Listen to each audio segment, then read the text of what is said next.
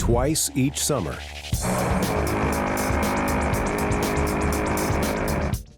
A hayfield in St. John, Washington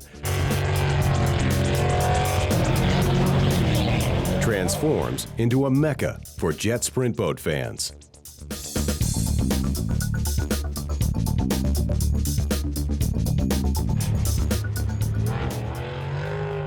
My wife and I knew when we got the property we wanted to do something different, something that would hopefully help the town and everything. And the USSBA at the time was looking for a place to put a track, so we said, hey, why not St. John? They came out here, I showed them the property, I said, hey, you know, I'm envisioning terraces here and whatnot to sit on. They agreed. We discussed it over, discussed what needed to happen for a track, safety, fencing, things like that. And in a small town like St. John, the project soon turned into a community event. Neighbors donating equipment and time to help turn a vision into reality. They help advertise, they get the word out, they tell all their friends, they get their families to come during race weekends. The town support's just been great. Up there mowing right now is his uncle. I got my two nephews out here. They're here all summer long doing the work. Of course, my wife takes care of all the rest of it. It's kind of like harvest around here. That's what my uncle always tells my mom. Like, it's harvest time whenever it gets near race time. He's gonna be late home, sorry. All the hard work pays off when the flag drops on race day.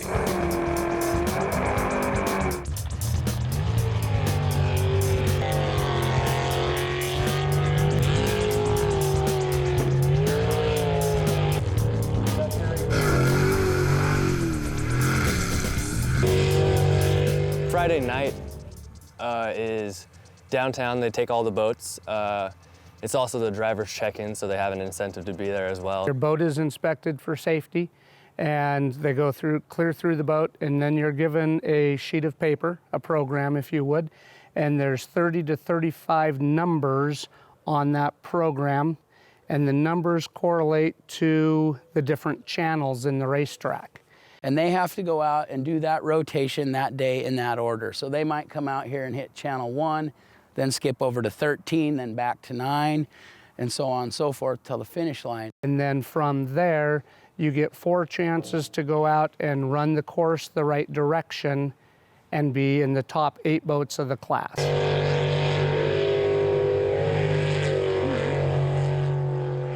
The channel is 14 feet wide at the top, 6 feet at the bottom. It's 2.5 to 3 feet deep. It's a little deeper in the corners, but on the straight stretches, it's only 2.5 feet deep. A little deeper in the corner because they really auger in when they're making those hairpin corners. So, this boat, can actually run through less than 2 inches of water when it's up and moving. So it doesn't require a whole bunch, and that's one of the nice things about being able to race it in the slough. If you do go up towards the bank, a lot of times you'll slide off and get right back in the water. 1,300 pounds with the driver and navigator in some of these boats. Some of the super boats are pushing 1,200 horsepower. The jet sucks the water in the bottom and blows it out the back, and that gives you the suction to stay down in the water so you can make the sudden turns.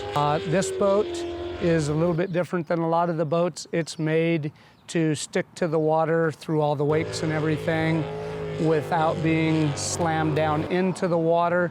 A lot of the other boats, they have to set their boat up to, if you're crossing your wake, to stay down in the water. There's 3 classes of boats. There's the super mods, the A400s, and the super boats, which are pretty much unlimited, and they push, they're the ones pushing the 1,200 horsepower.